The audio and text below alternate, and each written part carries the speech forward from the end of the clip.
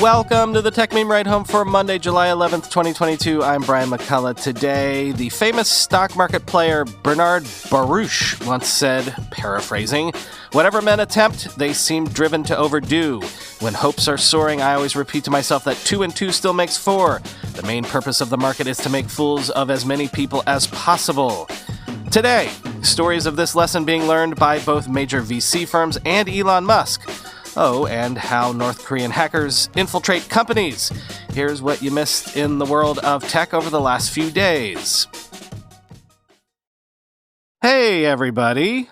Back from vacation as planned, but still on day 6 of my COVID journey. So not exactly as planned, I guess. More on that at the end of the show. But hey, it's also a summer Monday, a mere week after the 4th of July, so there's not a lot of what you would call breaking news this morning. The top of Tech Meme right now is about a trove of more than 124,000 Uber documents that The Guardian uncovered from the Travis Kalanick days of roughly 2013 to 2017, revealing management discussions and lobbying efforts during the company's aggressive global expansion. But I kind of feel like that's old news. There's not really new stuff in there, even if some of the details are new. We get it. Uber was a messy, ugly, elbow-throwing company in those days. I've got a link to the Guardian piece in the show notes if you really want to read it for yourself. But since there's not a lot of meaningful, timely news this morning, and since I have to tend to my family in our COVID isolation still, I thought what I'd do this morning would be to give you a couple of interesting analyses pieces real quick, and then devote the second half of the show to a breakdown fully of the whole Elon Twitter situation, and then come back at you tomorrow at the usual time for usual newsy news. So,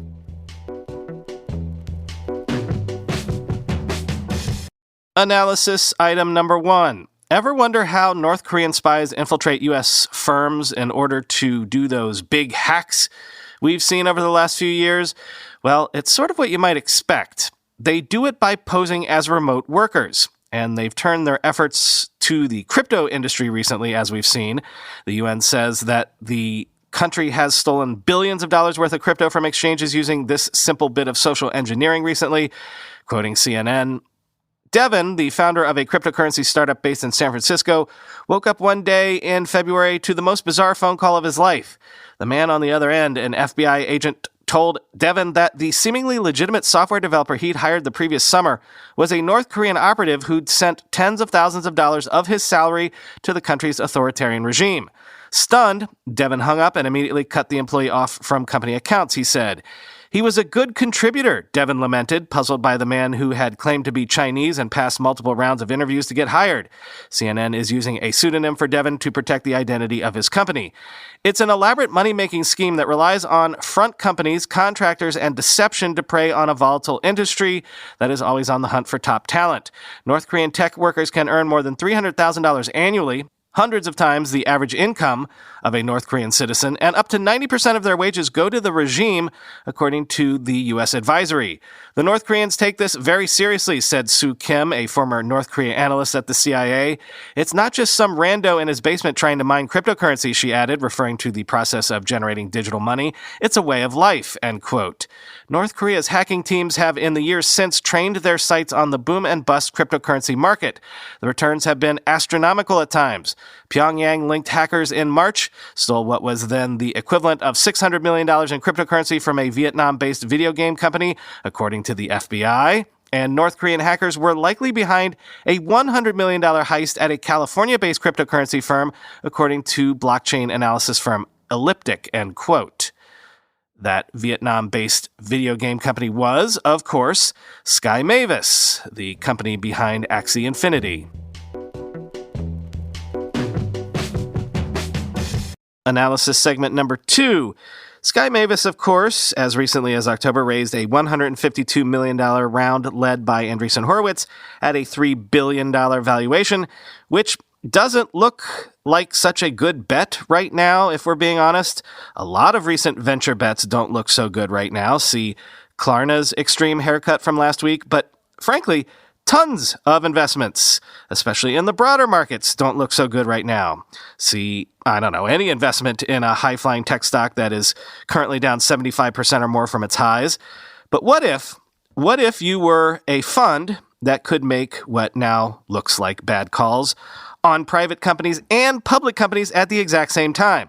Well, remember, a bunch of big VC firms recently became what is known as registered investment advisors, allowing them to hold crypto tokens, to hold shares of companies long after they go public, to even buy shares of publicly traded companies on the open markets alongside their traditional, venture investments.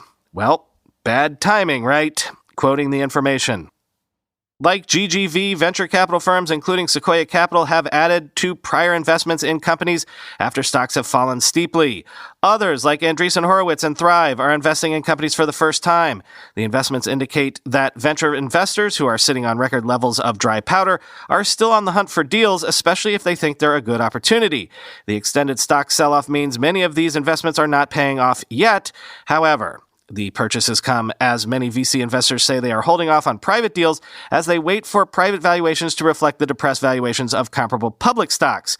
In the second quarter, investors closed deals for U.S. startups worth $62 billion, the lowest since the fourth quarter of 2020, according to financial data firm PitchBook.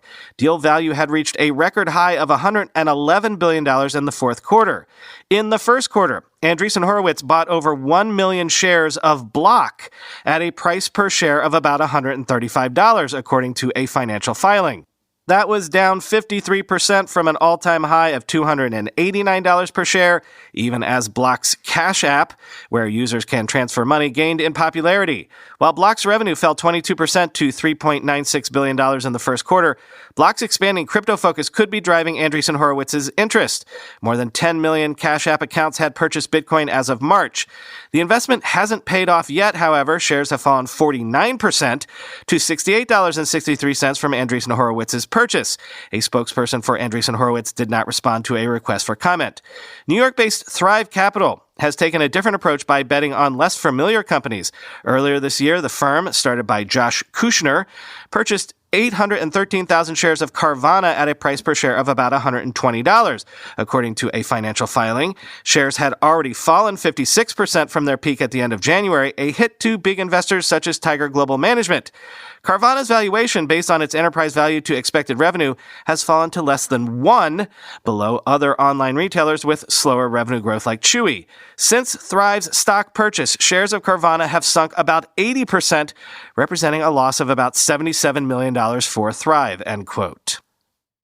The only point I'm trying to make by bringing this up here is something, trying to catch a falling knife. Sure, there are smart people in this world. There are smart, rich people in this world. The smart money, if you will. But if you think that anyone, even the biggest, smartest, richest people in the world, paid to make big bets with big money, can time the broader market, do you think anyone can time the broader market? Can outsmart the global macro economy? I'm here to tell you they cannot. That's a fairy tale. Everyone, and I mean everyone, even the biggest, richest, and smartest, have been taken aback by the market pullback over the last 6 months. Even, the richest man in the world?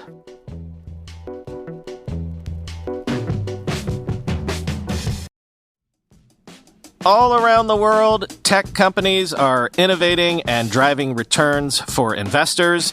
We talk about them every day on this show.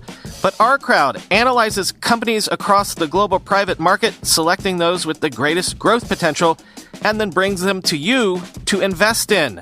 From personalized medicine to cybersecurity to robotics, quantum computing, and more, in state-of-the-art labs, startup garages, and anywhere in between, our crowd is identifying these innovators so you can invest when growth potential is greatest, which is early on.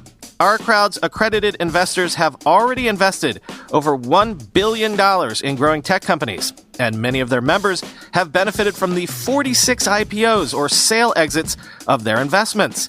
Now you can truly diversify your portfolio by investing early in innovative private market companies. At Our Crowd, join the fastest growing venture capital investment community at ourcrowd.com/ride. That's ourcrowd.com/ride. cybersecurity.com/ride. Nobody is safe from a cyber attack. Ethical hacking, two-factor authentication, security assurance, anyone can be targeted. That's why all of us as a community need to think about cybersecurity differently. And the Cybersecurity Inside podcast is a fantastic resource to stay up to date on the latest news and trends. Whether you're a CISO, security expert, or just want to know more about cybersecurity, on the Cybersecurity Inside podcast, hosts Tom Garrison and Camille Morhart are joined by industry leaders. They dive deep into today's most important and timely security topics like tips to prevent and stop wide-scale cyber attacks, protecting IoT systems and networks, why we need confidential computing, and more. There's never been a better time to learn about cybersecurity to protect yourself and your company. The Cybersecurity Inside podcast will help you walk away smarter about cybersecurity and have fun while you're at it. Check out cybersecurityinside.com/ride today to listen to the latest episode. That's cybersecurityinside.com/ride, or search Cybersecurity Inside wherever you listen to podcasts. The richest man in the world, of course, is Elon Musk. Finally today. Look, you don't need me to tell you that according to an SEC filing, Elon Musk has officially notified Twitter that he wants to terminate their merger agreement, claiming that Twitter didn't provide the relevant business info he requested. That news broke days ago at this point, so you don't need me to tell you about it. And secondly, you come here for me not just to tell you about breaking news, but for analysis of breaking news, right? So, what's going on here? Well, listen, no one really knows, right? But let me share with you some observations that I've been collecting for you over the weekend. First, I'd point out this. Elon Musk called the top of the market, the tech market, the sort of markets that we care about, right? He made this deal obviously at a point where Twitter was valued below its all-time highs, but way above where it would be valued today. And lots of smart folks like Andreessen Horowitz and Larry Ellison joined him in that bet. As I mentioned in the previous segment, this goes to show no one knows the market. No one. The broader market, the global market, the macro. Not even the smartest, richest, most plugged-in people on the planet know it. Clearly, this was a dumb bet by the richest guy on the planet, who some people also think is the smartest guy on the planet because he does things like sends rockets to space and makes the first new successful car company in 100 years. Elon could probably pick up Twitter today for, I don't know, a $25 billion market cap or $15 a share. He could finance that all by himself and not endanger his Tesla holdings, which is, in the end, probably the reason why he wants to get out of this deal. There's no way Elon would make the deal that he made if he knew what he knows now.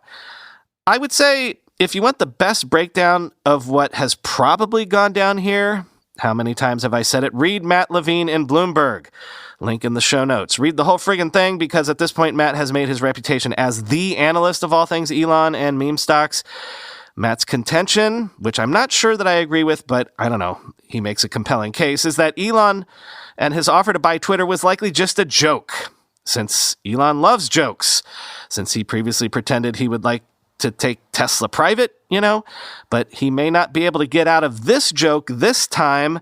I suppose we're going to find out. One of the things that Matt does is lay out why he thinks Elon is trapped, quoting the first part of his three-part reasoning, debunking the claims made by Elon's lawyers to Twitter, or according to Matt, basically lack of claims therein. Quote, Elon's first pretext is Twitter has been lying about bots. For at least 8 years, Twitter has said in its SEC filings that it estimates that fewer than 5% of its monetizable daily active users are false or spam accounts. And in the merger agreement, it represents that its SEC filings are accurate. Musk's lawyers say that, quote, it appears that Twitter is dramatically understating the proportion of spam and false accounts represented in its monthly daily active user count, end quote.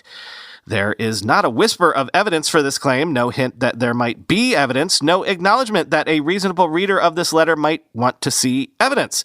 The only basis for the claim is that, quote, preliminary analysis by Mr. Musk's advisors of the information provided by Twitter to date causes Mr. Musk to strongly believe that the proportion of false and spam accounts included in the reported MDAO count is wildly higher than 5%, end quote. Notice that Ringler does not say that the analysis shows that the bots are, quote, wildly higher than 5% of MDAOs. That would be a factual claim that I suspect Musk's advisors know is false. They make only the subjective claim that Musk strongly believes it. I don't even believe that he believes it, but that's harder to disprove. The bots thing, man, I don't know. We've talked about this before. Back before the markets crashed, back when he was pretending to want to buy Twitter, Musk was pretending that he wanted to buy Twitter in order to clean up the bot problem. Now he's pretending to want to get out of the deal because of the bot problem. It is tiresome to pretend to take this seriously, so let's not. Also, though, the covenant does not actually say you have to give Musk any information he asks for. It says that Twitter has to give Musk information that he needs, quote, for any reasonable business purpose related to the consummation of the transactions contemplated by this agreement, end quote. Since he has made it clear for months that he wants all of this information to avoid consummating the merger, Twitter has a decent argument that they don't have to give it to him. Nothing that Musk is doing has any purpose related to the consummation of the merger. It has the opposite purpose, as he keeps saying. Similarly, Twitter doesn't have to give Musk any information that would, quote, cause significant competitive harm to the company or its subsidiaries if the transactions contemplated by this agreement are not consummated, end quote. And it seems pretty clear that Musk plans to use any information that he gets from Twitter to undermine its business by saying that it is running a massive fraud on its advertisers because that is what he is doing already. So Twitter has a pretty reasonable case not to give him any more information, end quote. Basically, what Matt is saying is this is all heading for one of the most amazing court cases in the annals of American business at this point. What will happen when that happens?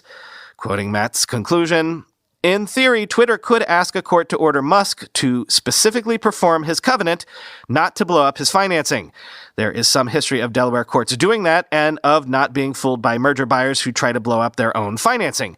The bank's commitment letters do not give them an out for anything that Musk does or doesn't do. If Twitter cooperates with the financing banks and a court finds that there's no cause to terminate the merger agreement, then in theory the banks should have to fund, so specific performance should still be available. But it's messy, and you can sort of see a path to Musk says the deal is off, so his banks walk away, so his financing isn't available, so he doesn't have to close the deal and can get away with just paying $1 billion. I like Twitter's odds. Its odds of getting specific performance and making Musk close the deal in court, but I don't think anything is a certainty at this point. And obviously, Musk will make this fight as unpleasant as possible. Already, the Attorney General of Texas has opened an investigation of Twitter's bot numbers in order to harass Twitter and capitalize on Musk's popularity with Republican voters. I have suggested in the past that Twitter's best weapon in this dispute would be banning Musk from Twitter because he's such an addict. But in fact, he recently stayed off Twitter voluntarily for 9 days, which I assume he did just to prove to Twitter, the company, that he can survive without Twitter, the product. It's all going to be pretty awful and stupid, end quote. Now, you might have heard there's a bunch of stuff in there about something called specific performance and something I believe called a court of chancery in the state of Delaware. It's all legal stuff that I don't understand because I'm not a lawyer. But this did all lead me down a rabbit hole, and I found some stuff from actual lawyers that might be useful. So let's end today with this. My assumption all along has been that Elon could just pay the $1 billion breakup fee and walk away, right? It would be an expensive mistake on his part, but all things being equal for Elon, not the most expensive mistake he could make in the world. Again, for Elon, let me stress that. But what if that's wrong? This is a tweet thread from Rafi Melkonian, appellate lawyer at Wright, Close & Barger in Houston, with a Fifth Circuit and Texas appellate practice, apparently. Quoting him, there's a lot of confusion on my timeline about whether Elon has the right to walk away from the Twitter deal for $1 billion. No, he would write that check right this second if he could walk away. The agreement allows Twitter to try and make him buy the company at the price he agreed. Objection number one. Yeah, but no one really orders specific performance. It's a rare remedy in common law, yes, but Delaware Chancery not only does it, it has ordered specific performance very recently. Objection 2. Yeah, okay, but it'll take years. No, the Delaware Chancery Court is extremely fast. Here's an example of a similar case that went from the complaint to judgment in a few months. Objection 3. Elon's right. They're breaching by not giving this info. Maybe. That's what the trial will be for. But the provision is not favorable to Musk on its face, and I think any lawyer would say they'd rather be Twitter than Musk, end quote. Wait, what is specific performance? Well, here's Courtney Milan, who purports to be a former law school professor. Quote, I actually hadn't read the contract, and now I'm like, WTF? This doofus agreed to specific performance to pay $44 billion? Hi, sorry, I forgot that specific performance is a law phrase. Most contracts, if you renege, you have to pay money damages. So if you agree to buy widgets for $3 and you refuse, and the person can only sell the widgets for $2.50, they lost 50 cents a widget, and that's what you pay. Specific performance means that they have a right to ask you to do the exact thing listed in the contract. So, for example, let's say you agreed to let someone buy back a beloved family heirloom. The market value of that heirloom isn't of much interest to the buyer. They want specific performance of the contract for you to give back that exact heirloom. That is, they want you to perform the specific thing listed in the contract. In this case, it means that Elon Musk signed a contract that said he could be personally forced to shell out $44 billion for Twitter.com. And that if he changed his mind, it wouldn't just be like, nah, termination fee of $1 billion. It would be like, Twitter can force him to pay $44 billion for a company with a market cap of $28 billion. Hopefully this will mean after if Elon gets ordered to specifically perform, I am dying here, WTF Elon, they negotiate a higher termination fee closer to the market damages, which right now is like $16 billion.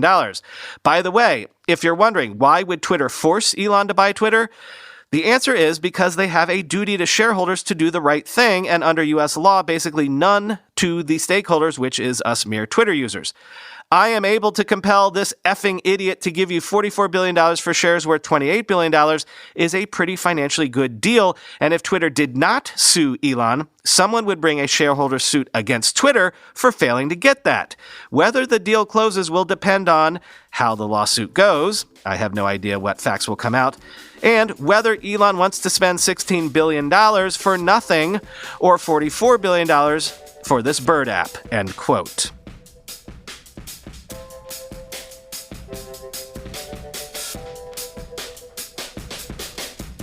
So yeah, day 6 of my COVID recovery journey.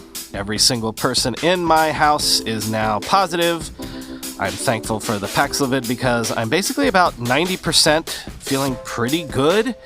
They say once the Paxlovid runs out, you might have the symptoms come roaring back briefly, so I guess we're going to find out about that, checking my watch, tomorrow. But otherwise, the kids are fine. My wife has actually been the one that's gotten it the worst, but I think she's mostly going to be okay. It was actually a restful few days for me since my son and I got it first. We basically have been living here in my office together for the past few days. He's been doing his own personal run-through of Breath of the Wild. Since when we originally beat that game, he was only 3 years old, so he's getting to do it for himself for the first time. Max and I played Zelda a lot. I'm proud of him. All of the towers are unlocked, and he beat one of the Divine Beasts. He's very good at it for a 6-year-old. We also played a ton of Mario Kart, and when I could play by myself, because he went to his iPad to watch The Simpsons, I've had my most successful run ever at Crusader Kings 3. Took a small province on the coast of France, formed it into the Kingdom of Brittany, and then spread into southern England, then Ireland, then Spain. Basically, I'm reconstituting the ancient empire of the Celtic Fringe. My intention was to keep it as the Kingdom of Brittany, but I had to move my capital to England for political reasons, so currently it's the Kingdom of England. If you want to see my progress, check the most recent tweet on my Twitter timeline. The goal now is to crush West Francia and eventually double-cross my longtime ally Aquitaine and take over France. Anyway, assuming I avoid the dreaded Paxlovid rebound, talk to you tomorrow.